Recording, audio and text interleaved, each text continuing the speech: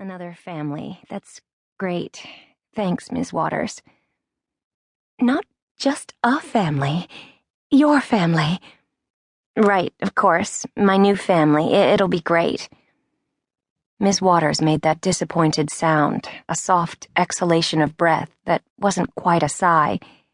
You've been strong, Lexi, for so long. Lexi tried to smile. Don't feel bad, Mrs. W.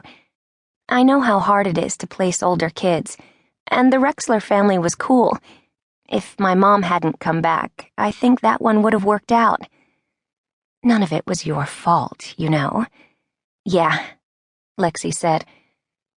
On good days, she could make herself believe that the people who turned her away had their own problems. On bad days, and they were coming more often lately, she wondered what was wrong with her, why she was so easy to leave. You have relatives, Lexi. I found your great aunt. Her name is Eva Lang. She's 66 years old and lives in Port George, Washington. Lexi sat up. What? My mom said I had no relatives. Your mother was mistaken. You do have family.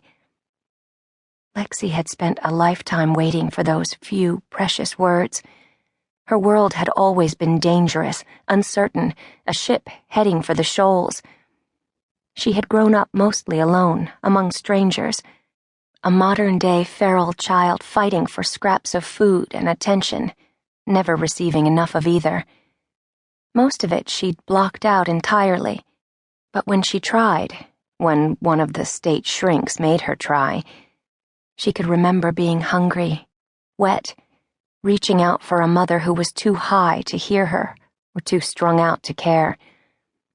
She remembered sitting for days in a dirty playpen, crying, waiting for someone to remember her existence.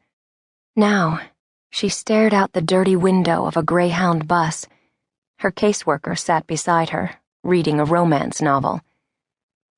After more than 19 hours, they were finally nearing their destination. Outside, a steel-wool sky obliterated the treetops. Rain caused squiggling patterns on the window, blurring the view. It was like another planet here in Washington.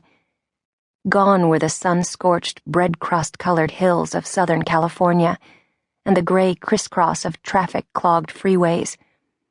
The trees were steroid big. So were the mountains. Everything seemed overgrown and wild. The bus pulled up to a squat, cement-colored terminal and came to a wheezing, jerking stop. A cloud of black smoke wafted across her window, obscuring her view of the parking lot for a moment. Then the rain pounded it into nothingness. The bus doors whooshed open. Lexi?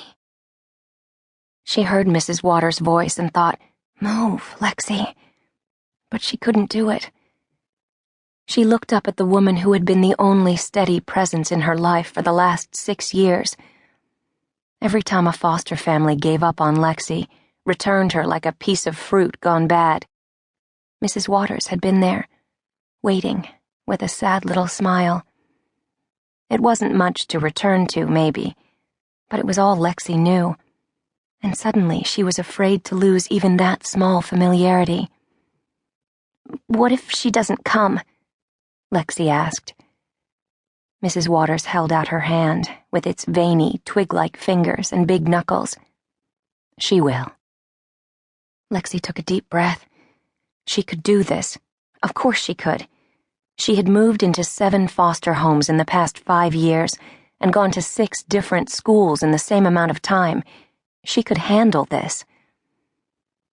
She reached out for Mrs. Waters' hand. They walked single file down the narrow bus aisle, bumping the cushioned seats on either side of them. Off the bus, Lexi retrieved her banged-up blue suitcase, which was almost too heavy to carry, filled as it was with the only things that really mattered to her. Books.